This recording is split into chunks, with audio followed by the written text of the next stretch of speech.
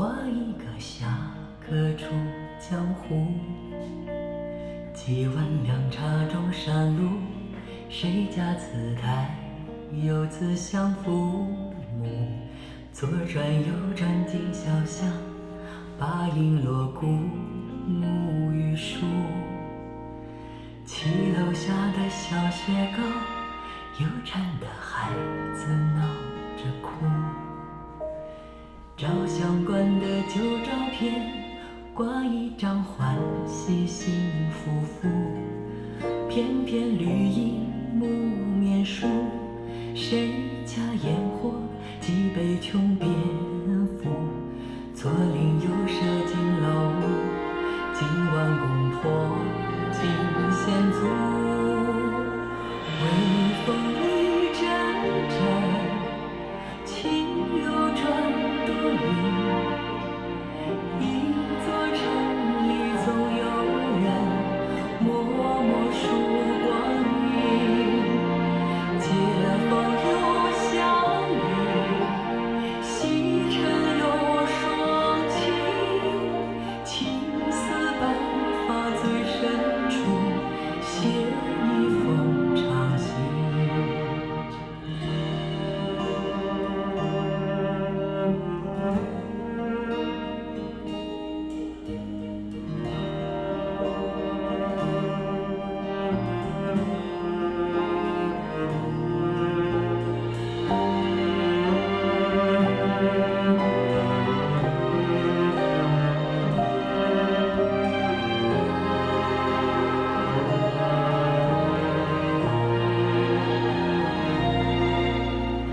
蓝天下的白云雾，有几行倒影起白鹭。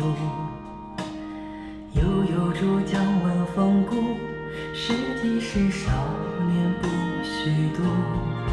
锦绣前程花来路，谁家喜事春风吹呼涂。 Is this track a big favorite around here? Steve put this on and went left. It sounds marvelous. 一阵阵，情又转多云。一座城里总有人默默数光阴。街坊又相遇，西城又双亲。青丝白发最深处。 There's something you can sing along to.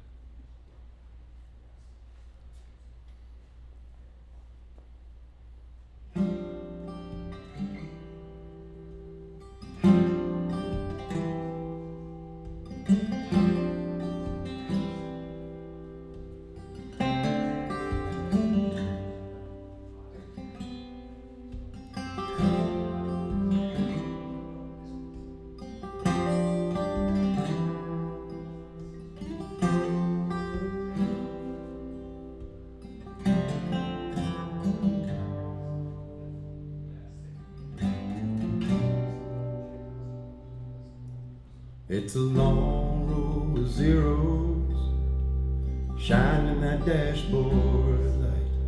Another million miles in some rental car.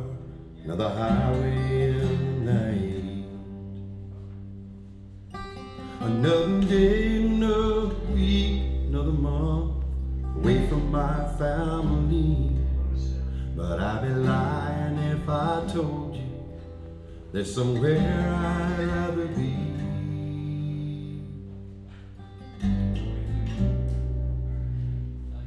Than living in a roadhouse and automobiles. There's a poor boy on the jukebox, and I know just how he feels. Living out a suitcase, living out fantasy. There won't be nothing left when this road gets done with me.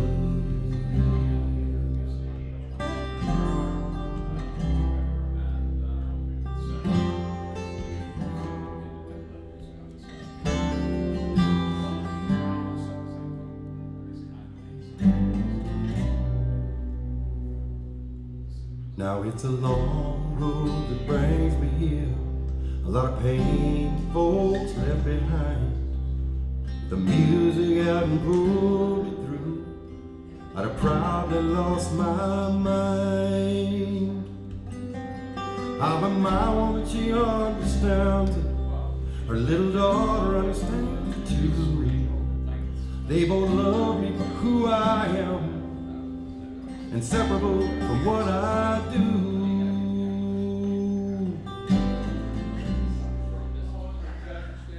Living in a roadhouse and automobiles. There's a poor boy on the jukebox, and I know just how he feels. Living out a suitcase, living out fantasy. There won't be nothing left when this road gets done with me.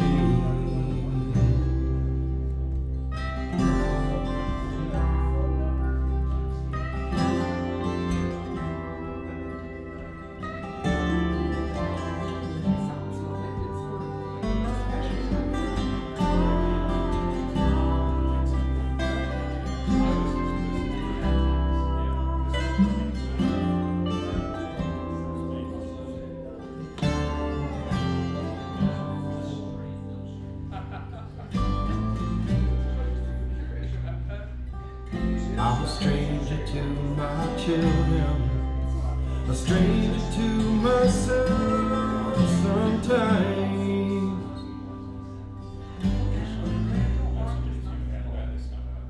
And I don't mean that this is just another sad song. If you read between the lines, between the lines, just another long road zero, shining in that dashboard light. Another million miles in some rental car, another highway in the dark of the night. Another day, another week, another month away from my family. But I'd be lying if I told you there's somewhere I'd rather be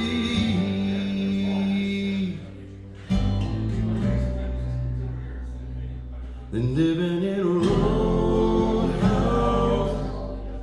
an automobile. There's a poor boy on the jukebox, and I know just how he feels. Living out a suitcase, living out a fantasy. There won't be nothing left when this road gets done. Won't be nothing left when this road gets done. Won't be nothing left when this road gets done with me.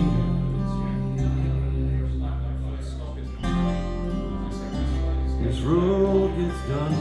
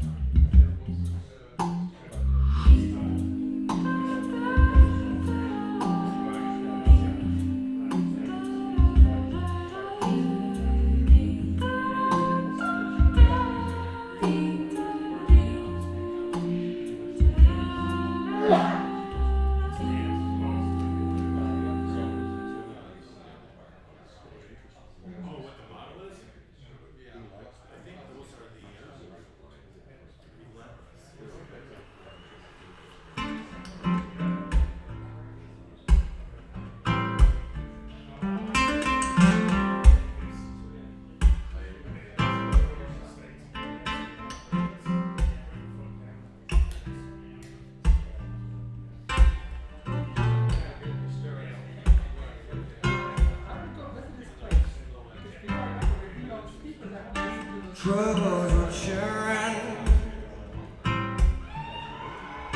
trouble with a dress that's as black as my heart on this train.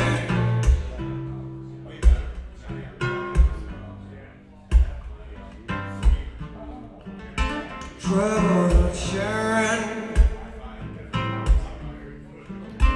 trouble with those lips that's as red as the blood in my veins.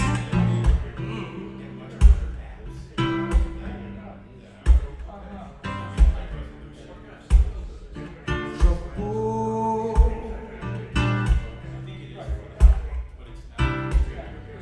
you know it.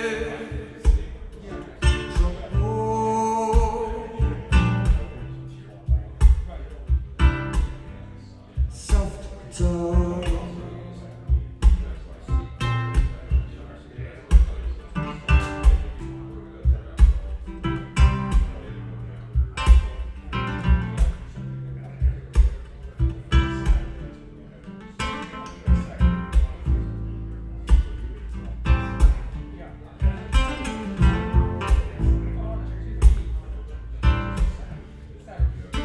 Troubles with sharing,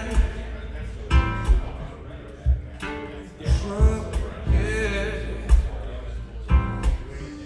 'Cause it's a long way to London Bridge in them heels, babe.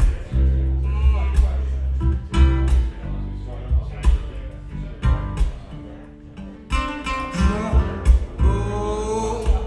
sharing.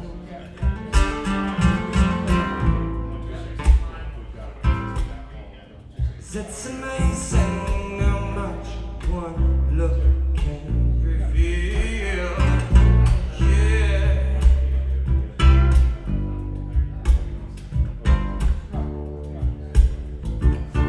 Trouble, you know it. Trouble.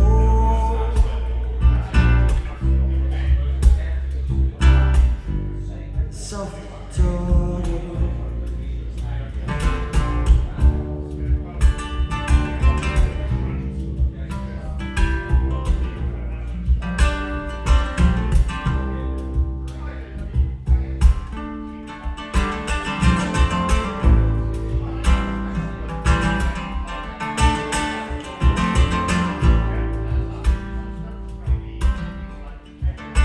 Trouble, sharing, trouble. 'Cause I've been waiting for just one look.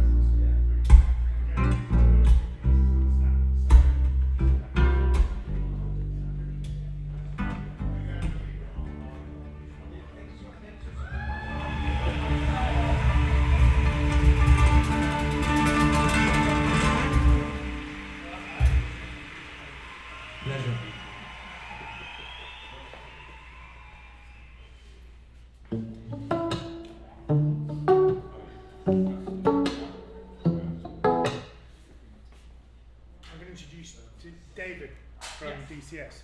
he'll do a presentation and tell you a bit more about Verese.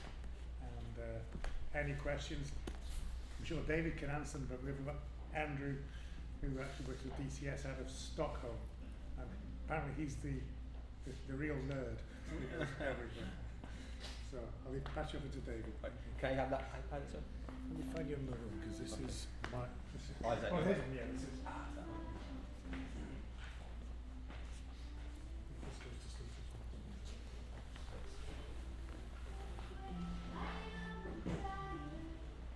Okay, yeah, welcome everyone. Thanks for coming. So my name is David Stephen. I'm Managing Director at dCS, and I've been with the company now 16 years. And yeah, really excited to present to you Verese. So this is our latest and greatest, and our attempt at trying to push the state of the art when it comes to digital to analog conversion. So it was a number of years, way too many years, longer than we thought it would ever take to get it into production. But you know, I suppose I should take you back to the beginning. So 5-6 years ago, myself and my colleagues were really trying to look at where digital audio was going, right? And we'd come from everyone spinning silver disc to now people streaming, servers, and discovering music in different ways. So we wanted to build something that we felt was kind of fit for the year 2035. So you're always trying to look further out, and it really started out as a number of different research projects. And you know, first and foremost, it was about our DAC technology. For those of you that don't know, we have a technology called the ring DAC. It's something that we invented in the late 80s, early 90s. It's been through a number of iterations. And about 4 or 5 years ago, we made a big advancement in the output stage. And that was an Apex upgrade that we were able to bring through for existing owners. But that came out of the research project that was going on in Verese. So that, hearing what we could do with Apex and those improvements in the output stage kind of gave us the confidence and the encouragement to keep pushing it. And we'd always had the idea to do mono DACs, so a DAC for each channel. But if you're going to do that, that requires quite a bit of engineering on the hardware side. So we developed the differential ring DAC. But in addition to that, we had to come up with a way to clock those two DAC channels, the left and the right, and keep them in perfect sync with each other. And because we're now moving audio over IP, as well as clock signals and control signals, we needed to develop a new interface, because we were kind of hitting the limits of what AES EBU could do. So then you've not just developed new DACs, you've then developed a new interface. So this project by this time is gone off in lots of different directions, and my job is to try and keep everyone on track and in a happy place and still doing what they do. The other big thing we wanted to do with Verese was really, ultimately it's about what happens here, right? You know, it's about trying to connect you with your music. It's trying to turn ones and zeros into music and get every last bit of detail off of that recording. And for us, that was always central in our mind. How can we do that? How can we do it more accurately, more faithfully, and at a higher performance level than anything we've done before? And the team intuitively know that if they, make an improvement in some key technical areas, we'll get more of an emotional reaction to what we're hearing. So it was really about, right, where do we focus? Where do we take what we're doing? And the other big thing was the whole user experience. So for us, we wanted to get people to music faster. We wanted you could walk into a room and through a tap or a swipe or a button press, you could get to great music, and then you're just there, you're in the moment. We didn't want to make it complicated. We looked at Apple Music and Tidal and Qobuz, and we recorded the number of keystrokes and swipes and how quickly before you're there, you're in the moment. And we set ourselves some targets and some benchmarks, and we went about trying to design a user experience where all the touch points come together, but then the system disappears, essentially. And really then it gives you music. And part of that was actually taking away displays from boxes that don't need displays, taking away lights and LEDs, and really just having, one window to the system, but giving you great music. So yeah, so that project took quite a long time. Like I say, some of it made its way into existing dCS products, so the leaner product that you'll see in some of the other rooms was really born out of the mechanical engineering and the hardware design that was going into this box here. So we made some advances in how we use foldable circuit boards, how we machine from a single billet, how we can use constrained layer damping and actually use the chassis as a heat sink, and then the board wraps around the chassis. So there was all these different projects going on as part of Verese, and some of them made their way into existing dCS products, and some of it was really about trying to bring this to life. So yeah, it feels like a life's work, but it's been, 5-6 years. It's, in terms of measurements, it's the, lowest distortion, lowest noise, best jitter rejection that we've made, and this is just the beginning. So, we recognise this as a expensive pastime. I think if you're into your audio though, you get great value for money because you listen to your system every single day for hours and hours on end. Different from cars, you might just drive them at the weekend, once a month.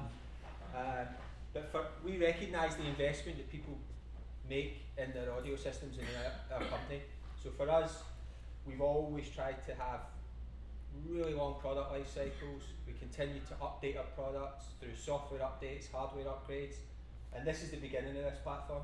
So already it's performing at a level that we've not reached before, but it will only get better. So in terms of what each box does, this is the network core. So this is your network input. There's also a module on the back that you can have legacy inputs like AES and USB, if you want to connect a disk transport or a server.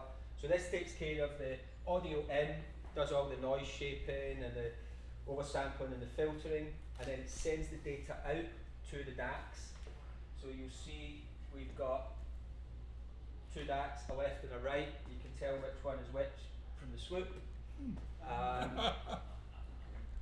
And then we have a master clock. So again, this comes back from our legacy days in recording studios and broadcast with the BBC, where we made clocks and clock distribution boxes to synchronise everything within a recording or a playback chain or between broadcast houses. And then we have the user interface. So audio in, out to the DACs, everything's synchronized to the master clock, and then the user interface. So this also has the Bluetooth receiver for the remote. It has a UPnP renderer built in. So this is everything you need if you want to get the best out of digital music in the year 2025. I'm really proud of what the team have achieved. Like I say, we do everything in the UK. So all the software is developed in-house, all our hardware design developed in-house. We use all British suppliers when it comes to the machining, the anodizing, even the boards are populated in the UK. So these are companies and partners we've been working with for 25, 30 years. So they're at the top of their game. They're giving you ideas and insight, and we're feeding back to them. And it's just about continually trying to advance what you do. So, yeah, that's it. I'll play some tracks, and then I'm around, Andrew's around. There's another Verese system in the Sonus Faber and Burmeister room down at the end. So, yeah, please listen to everything. We've got Lena's here, Rossini, Bartok. So, yeah, you're lucky to have this place on your doorstep. It's a fantastic store with some amazing systems. So between myself and the LMC team if anyone has any questions at all. No question. What provisions have you made to, you know, for upgrades as product improvements come along? You know, somebody buys one today and you come up with, you know, new power supply, new DAC, whatever. Have you made provisions to upgrade previous units to the newer technology? So, like I say, whenever we design a platform, you see that as that's just the beginning. So you're already thinking at that point, where could it go? What features might we have to add? How might we have to upgrade it? So the network core actually has on the back module bays. So I said there's already one that will be available later this month, and that's a slot-in module, and that'll have 3 AES inputs, a USB, it will have a word clock out. There's another one we're working on which will be an HDMI module. So that gets you extra functionality if needed, without having to send units back, replace units, swap out boards.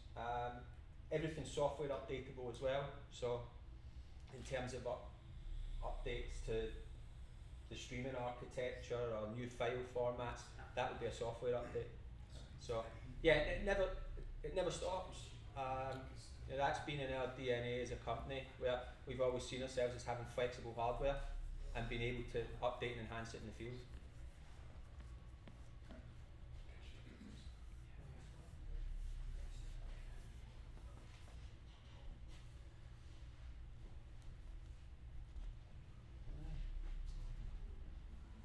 So I'm going to play a few tracks. Apparently Mike likes me to come out swinging, so we'll play something.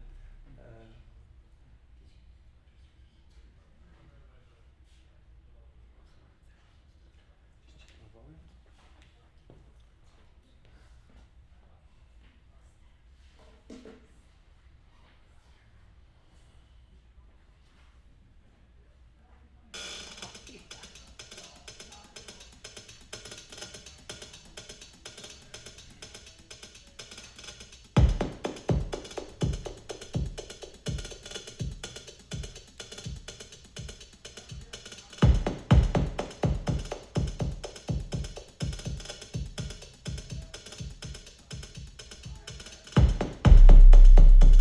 You live all your days according to his ways. Oh, Mary, never show your true face, pretending high grade. Oh, Mary, what good is your crown with your heart on the ground? Oh, Mary, oh, God save the Queen with the throne made of stone. Long live the Queen, with a life not her own.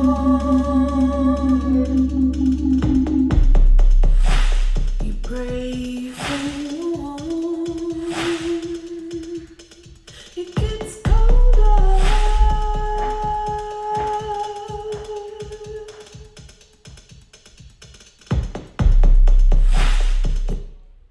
Right, I'm going to change it up now. I'll go back in time a bit, play something you've probably all heard a million times.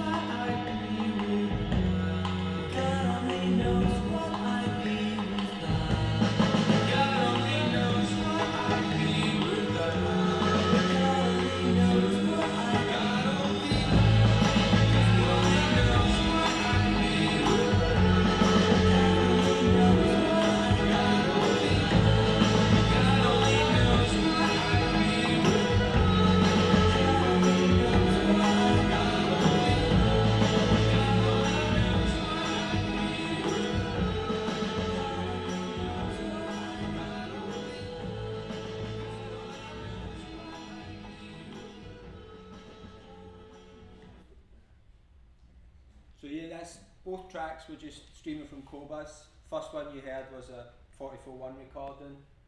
That's at 24.192. So I'll stick with Cobus again. I took my wife to see the Bob Dylan movie last week, and then went home and started listening to lots of Dylan. So here we go, Man in the Long Black Coat.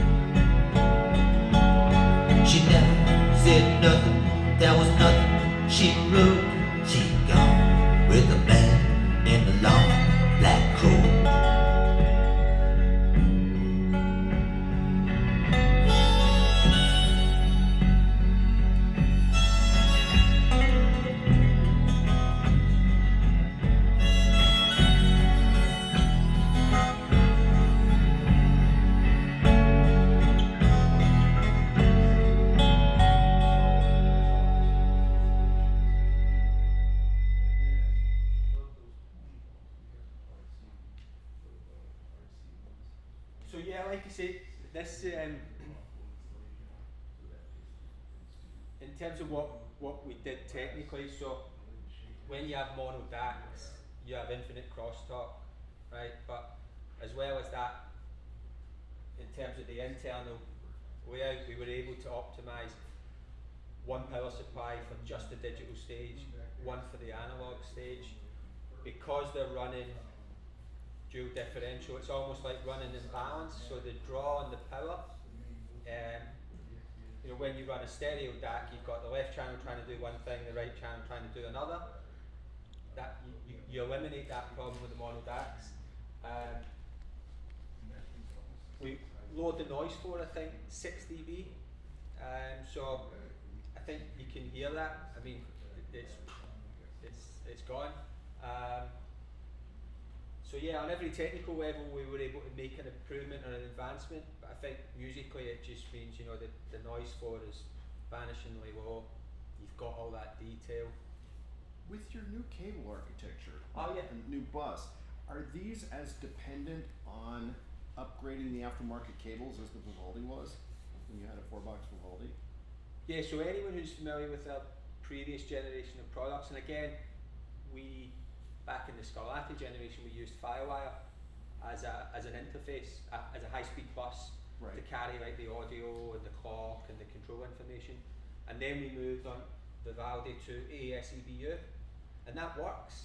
So you were able to, you know, send some stuff in the bit stream, like some, you know, control information, but then you still needed an RS-232 length, so it could get complex for people. Yes. So part of the reason behind this was we needed a high-speed interface that could go higher and higher in terms of sample rates, right? Because, you know, who knows where it'll end up.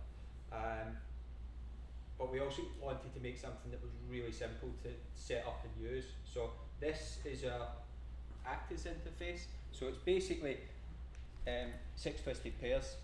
So it's like an IP link between the units, and this one cable carries all the clock, all the control, and all the audio data.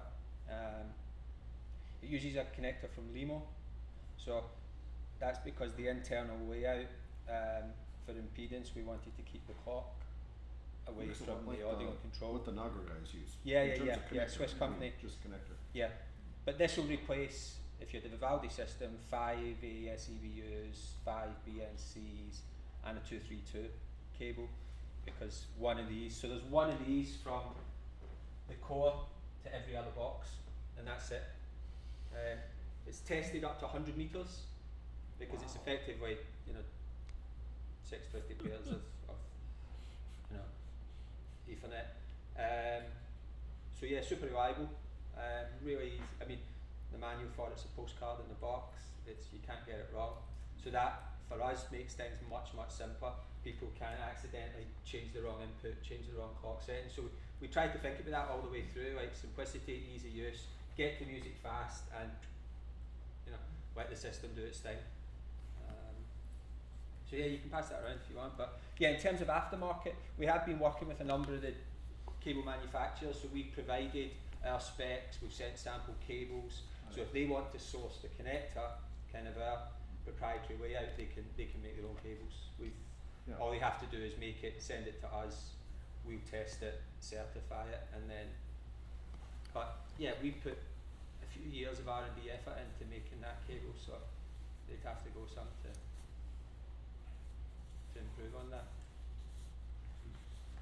Right, so I'll play a jazz piece now. So this is I Kuwabara, isn't it? And then Steve Gadd's playing. So this is a live recording from the Blue Note in Tokyo.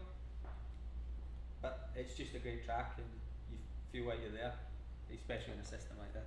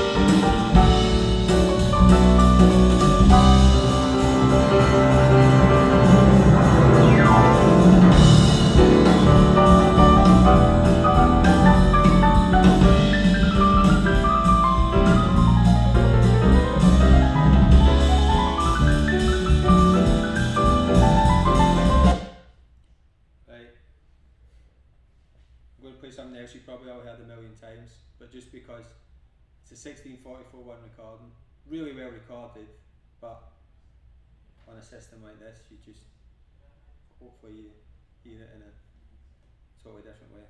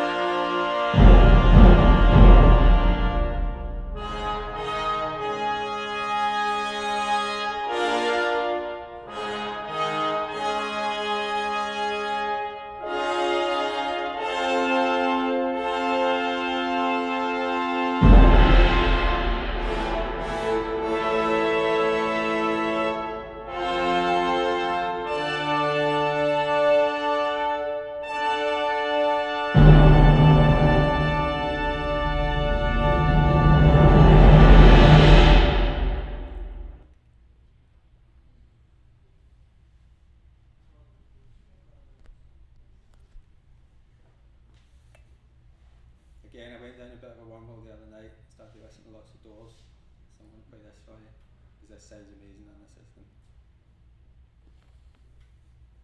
I'll play that Slayer album you tried to talk us out of before.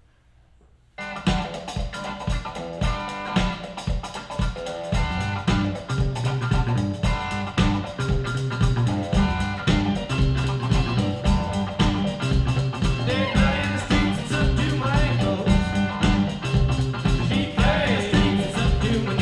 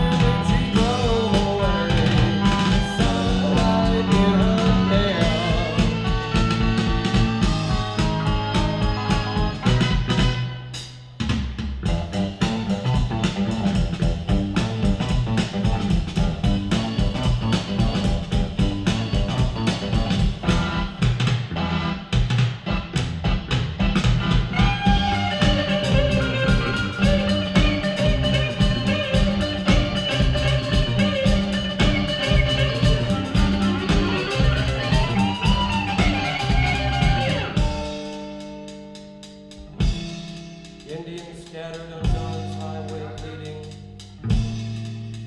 Ghosts crowd the young child's fragile eggshell mind. Blood in the streets in the town of New Haven. Blood stains the roots in the palm trees of Venice. Bloody my love in the terrible summer. Bloody red sun of fantastic LA. Blood screens of rain and chop off fingers. Blood be born in the birth of a nation. Blood is the rose of mysterious union. Dead blood in the streets, it's up to my ankles. Blood in the streets, it's up to my knees. Blood in the streets, the town of Chicago. Blood on the rise is following me.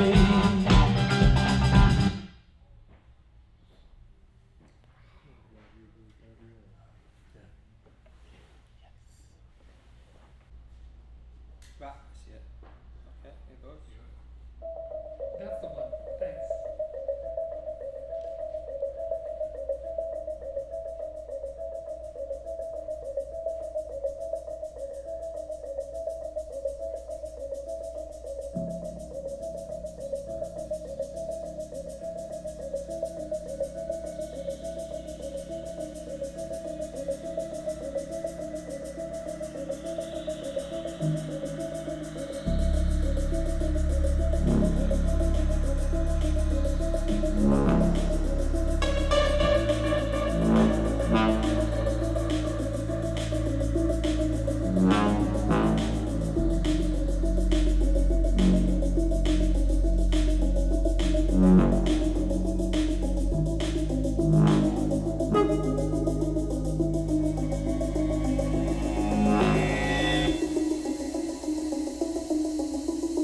Sometimes I catch myself wondering